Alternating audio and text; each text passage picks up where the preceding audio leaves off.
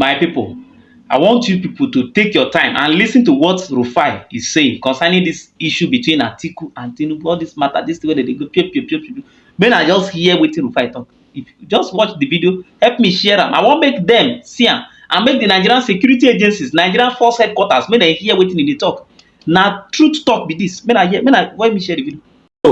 I'll come to the very first point, and I needed to react to this. Ayo, you said that somebody said that it shouldn't be called a gate. It's a gate. Wala said it when he... Yeah, it's a gate. You know why? The history of having scandals being called a gate started from Watergate Plaza in America with the Nixon files. Yeah.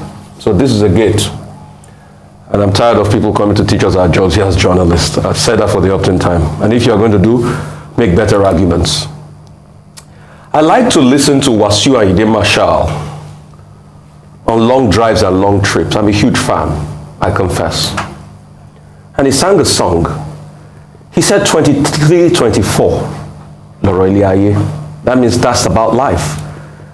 The gossip is talking to the gossip. The liar is talking to the liar. 23, 24. And that's what is evident here. Look at them. Look at what they have for Nigerians. Scandals upon scandals, fights here and there. You're a thief. Oh, you are the bigger thief. I'm a robber. You are the bigger robber. You do drugs. Oh, you steal so much. You do SPVs. At the expense of 200 million Nigerians that are suffering. So that's what we have. Ikembe kesoro, irong parofuro. The gossip talks to the gossip, the liar talks to the liar. At the expense of Nigerians that cannot buy fuel, where petrol is being produced in their backyard. Because this same money they're accusing each other of stealing probably could have been used to turn around the refineries, but nothing has been done. At the expense of these same Nigerians, that their only challenge is that they are Nigerians. They can't go to bed with food in their stomach. They don't have potable water to drink. Somebody once told me, we have a mega city in Lagos. I said, show me public water. At the expense of these same Nigerians that insecurity is destroying. You see, they can never talk about the fuel scarcity. If both campaigns were arguing about how to solve fuel scarcity, I'll say it's meaningful, but they can't talk about it because they are not going to solve it. They don't think about it. They don't think of things like that. The best thing they think of is how to fight each other. And you know why Ikembe Ke Isoro, Irong Parofuro, is because Ike and Iro are together. Gossip and lies are the same, and they are the same. And Dr. Abati, please, I beg you, sir, don't ever think they can reconcile. They will do it in a heartbeat. Animosity between two politicians that are fighting for the same thing. Any one of them that wins will favor each other. They are all one. Let's not deceive ourselves. Look at the composition of the spokesmen of both parties. Are they not from former parties? The said person accusing the other candidates of corruption. Where was he 5 months or 6 months ago? I ask. That same spokesman that said somebody was a criminal, was a thief. Where was he 5-6 months ago? But now he's crossed to the other camp. Now he can abuse. So they are all one. And you see, the funny thing is they like to recruit us, the media, to come and die in their war. And that's why we shouldn't die in their war. We shouldn't even give Philip to their conversations. Because you saw the Yorubas also have a saying that it is the thief that knows where the thief works. So we are not surprised at these conversations. But like you said rightly, I just hope Nigerians will give themselves sense. Because one too many times, I am sad we don't make the right decisions. Because these are the same people too that you will see some Nigerians defend to high heavens and saying they've done for me. They fed my child. They took him to school when nobody was there for me. Yeah. He's my Messiah and my Savior. At the expense of their commonwealth. I just hope they think rightly. But I'm not surprised. Like Wasiu Ayinde Marshal says, it's a case of 23-24. It can be a case of a wrong parole, lie lies to lie. All right, that's about it. All right, let's talk about this morning, Ayo. Opening up the morning show on a fiery note. So this has been termed a number of things. Election that is not just based on the issues, but shall I call this mudslinging? Because there's some, according to both parties, that's the APC and the PDP in this instance, there's some merit or fact to their slinging. So this started 6 days ago when the APC held a media press briefing to talk about what some people call the Atiku gate. Well, Mr. Daniel Bwala came here last week and said it's not qualified to be called a gate. But irrespective of the nomenclature, they called it, bringing up the special purpose vehicle, which, many people refer to as SPV, following a leaked audio and whistleblowing by one Mr. Michael Achimugu, who claimed to be an aide to the vice president at the time, Waziri Atiku Abubakar. They'd come out and they'd given an ultimatum, 72 hours, to the EFCC and other related agencies to investigate, prosecute the APC presidential candidate, the PDP presidential candidate, Waziri Atiku Abubakar. I'm mixing up the names here because, the stories are quite similar. At the end of the day, it boils down to accusations of corruption for both parties. Now, it is quite a shame that a few days to election, it's not new, a few days to election, some time to election, Hillary Clinton, who was Secretary of State at the time, was investigated by the FBI over leaked private emails. So it's not unusual to have cases like this come out against candidates of running for presidential seat like this. However, it is a challenge when we cannot have frontliners who are devoid of controversies around corruption. The BBC article a few days back highlighted the frontliners of the Nigerian presidential election in this sense, describing their the cases of corruption against them. But let's face today's issue in terms of the PDP's World Press Conference, asking the NDLEA, that's the Nigerian Drug Law Enforcement Agency, and EFCC to probe Asiwaju Bola Ahmed Tinubu. The issues they've raised are not issues that are alien or perhaps foreign to a number of Nigerians. These have been in the news for a while, and indeed in interviews we have asked spokespersons of the APC about, number one, the source of their presidential candidate's money, income, his wealth, the source of his wealth. We've asked them questions around his allegations, a court document linking him to a heroin cartel in the 80s in Chicago, whereby sums of money in his account were not commensurate to what he ought to be earning at the time as an auditor with an oil company. These are questions that the APC haven't come out to address in a way that Nigerians will be satisfied as to the responses. The truth is that the call for the agencies, NDLEA, EFCC, to investigate is not far-reaching. When a matter like this comes to the fore, the appropriate response from agencies like this should be, number one, investigation, and then if once they gather enough evidence, prosecution. As the PDP stated in their press conference, there's no statute of limitation against criminal cases in the Nigerian law. Therefore, despite the fact that it was many years ago, as some people might argue that, it was a long time ago, since then he's been governor 2 times, he's been senator, why is he just coming up now? It is not statute bound. At any point in time, if the evidence is sufficient and he can present it, he can be prosecuted as he ought to be. And they also stated very clearly that he doesn't have immunity since he's not a serving governor or a president. Therefore, he's not protected by immunity. Therefore, he ought to be investigated. Unfortunately, as I was smiling when I heard, I believe it was Mr. Dele Momodu, the director of strategic communication of the PDP, saying that he who must come to equity must come with clean hands. And I must say that the same applies to the PDP as well. Both APC and PDP have cases to answer.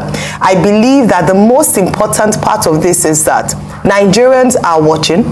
The electorate is, the people who are going to vote come 25th of February are watching and listening, so that even if the appropriate authorities do not respond, the greatest response would be for Nigerians to judge.